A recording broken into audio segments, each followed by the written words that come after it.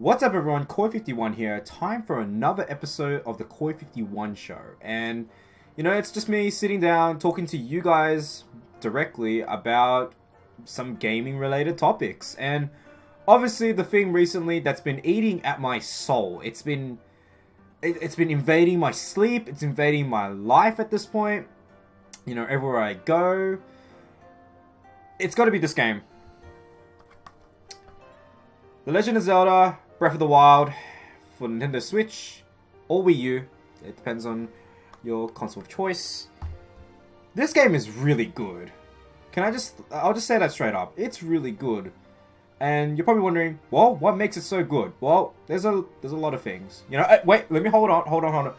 Let me explain as to why I'm not going into this as like a super hardcore Zelda fan. I'm not. I've only played one Zelda game, and it is to completion. I'm gonna say I've only played one Zelda game to completion, and that was Twilight Princess. Okay, just the reason why is because, well, it's a Khoi51 show. I want to explain myself. I got a Wii when it launched, and the only game that I really that stood out to me at the time of the launch was The Legend of Zelda. I never played one, so it's like, well, why not jump in now? It seemed like a really cool game. Seemed like a adventure game, looked nice, and I played it, started playing, I kept playing, and I finished it. I love it. I love Twilight Princess a lot, and it was because there was so much the atmosphere was so good, Hyrule Fields, that kind of stuff, and as much as everyone hated it, I loved the waggle, the waggle controls, the motion controls. They were fine, they were minimal. It was just enough to keep me invested and not make me kind of fall asleep. But not to say the game was boring. I'm just saying that it kept me kind of active as well. That was the selling point of the Wii. That was you were doing so much more. Obviously now it's kind of a funny thing, but honestly, I loved Twilight Princess. So when I bought my Switch, I was like, Zelda, it had to be Zelda, right? It was the selling game. It had to be Zelda. So what is so different between Twilight Princess and Breath of the Wild that makes me go, I love Breath of the Wild a lot more? Well, Breath of the Wild, I've played up to 30 to 40 hours according to the analytics in my Switch.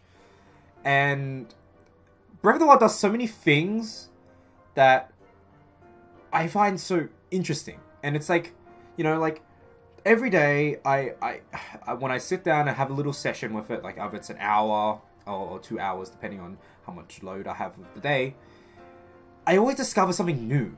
And that's crazy for a game like this. That's every open world game, you're playing GTA, or you're playing the new game Horizon Zero Dawn, which I haven't touched yet. I don't have any plans to. Maybe one day. You come to expect this sort of thing, a dense world with lots of interesting stuff to do. Stuff like the, gathering or hunting and that kind of stuff. The thing about Zelda is that it's actually, it's those things, obviously. But the areas feel so vast and expansive. And, you could argue it seems empty. But from a story point of view, it does make sense, It's post-apocalyptic. It's an interesting setting for Zelda. You've got previous Zeldas where from Twilight Princess and, from other games I've seen from Wind Waker, Skyward Sword.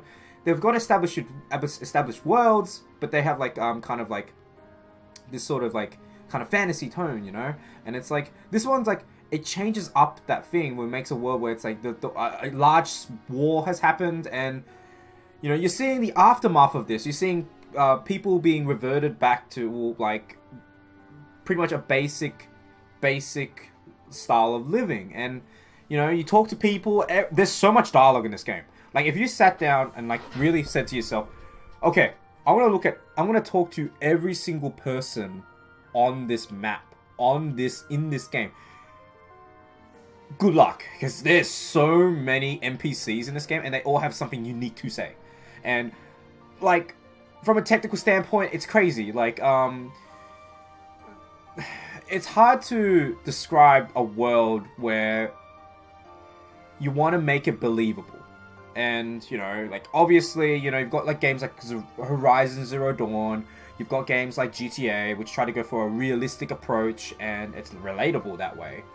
But Zelda kind of makes it so it's like a believable world in which characters have their own scripts. They have their own, like, in terms of like game sort of terms, they've got their own like proper AI in which they have their own sort of schedules, and it kind of reminds me of Shenmue. And if you guys don't know, Shenmue was a game for the Dreamcast that by Yu Suzuki back in Sega's golden age, where every single AI character in that game had a schedule, and it was based off a real world schedule, you know? Like, there was an inbuilt clock in the game that simulated a 24-hour cycle. So every morning around 8 o'clock or 7 o'clock, I can't remember exactly, characters would go to the shop, you know? And it was a funny thing because one of the bugs of the game was that there was too many and they couldn't get out of the shop, so it looked like the whole world was empty, but in reality they were just stuck in the shop. That makes the world believable. It's one of Yu Suzuki's things, was to make a believable world. And it's because you want to feel like the world's lived in. I feel like a lot of those concepts can be applied to Breath of the Wild, where Breath of the Wild, you see things where it's like, okay, there's houses that were initially there, you know, they were broken down. Some are like kind of like off the beaten path, you know, obviously like where a house would be. And, you know, you see materials, you see all that kind of stuff. I mean, you don't probably see, you see it in like other games, but with Breath of the Wild, it's, you know, you see different like the enemies are probably what I want to focus in on with this, like, such fantastic AI. Some of the probably the most brilliant AI scripting I've seen in a while, where, you know, usually when you make an AI, it's like, when this happens, you do this. When this happens, you do that. And while it is existing here, it's done in such a believable way that, like, I felt like it was unpredictable. Like, I didn't know what they were going to do next because they had so many options available to them. A good example is the new enemies. I don't know if they're new, but the first time I've seen it, I never saw them in Twilight Princess. Is the Bobokin, right? And they look like a big golem-looking guys, you know, goblins,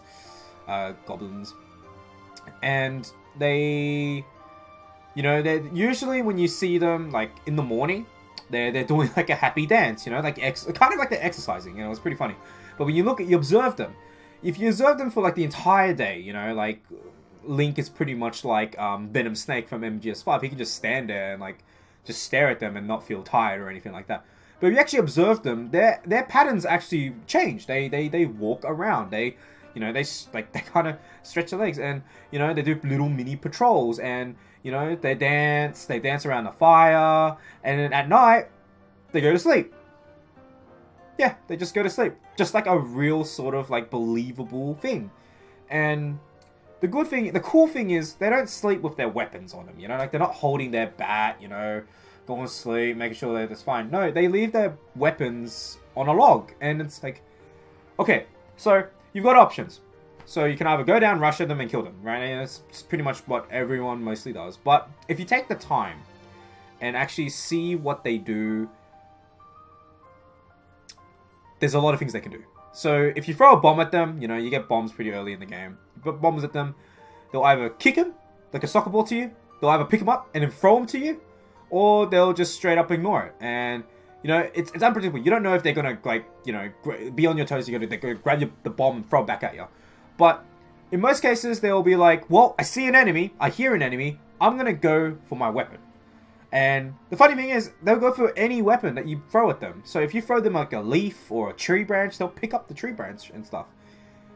It's really cool. Like, it's such a little neat detail. And it's little details like this that make the game feel lived. Like, they feel like it's a believable world. And, you know, it's so much little details in Breath of the Wild that astonishes me every time I play it. And I'm going to keep on playing it. I want to keep finishing it. I'd like to say halfway through, but in reality, I'm probably nowhere near. I barely touched the side quests or anything like that.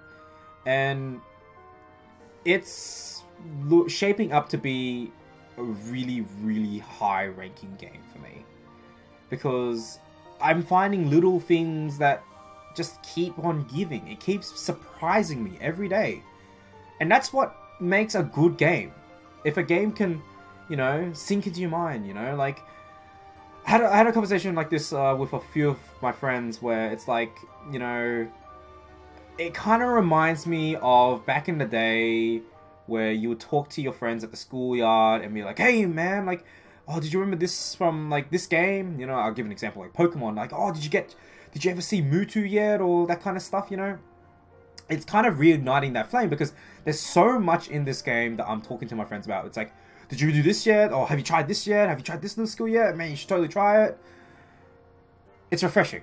And it's definitely a nice change of pace from the games that we've got so far. So, well, it's not perfect. There's a few things I don't really like about it. It's high up there. It's one hell of a game. And I've only talked on one aspect of it. There's like so much stuff, you know. I just discovered there's housing. You can buy housing in this game. You can refurnish it with all the stuff. There's a lot. There's even like you can dye your clothes so you look like the way you want to look. There's so many options in this game. And like every vista, every place you go to, there's something interesting. And that's why I am thoroughly enjoying Breath of the Wild. And I will continue to keep going. I mean, it doesn't help that it's freaking portable, so I can take it anywhere I want, but that's a Switch for you. Hell of a game. Hell of a game. Definitely, if you have a Switch, go grab it. If you have a Wii U and don't plan on getting a Switch anytime soon, grab that as well. It's definitely a game you need to play. It's insane. The amount of detail, the amount of stuff you can do. Oh, I mean that's all it is to say. Like it's good. It's good. Anyway, hope you guys enjoyed this short video. Leave a like, comment, and subscribe, and expect more of these videos. I love making them. I enjoy making them. They're some of like the best things I get to do. I get to like open up and talk about my feelings for stuff, and you know, hopefully I get better.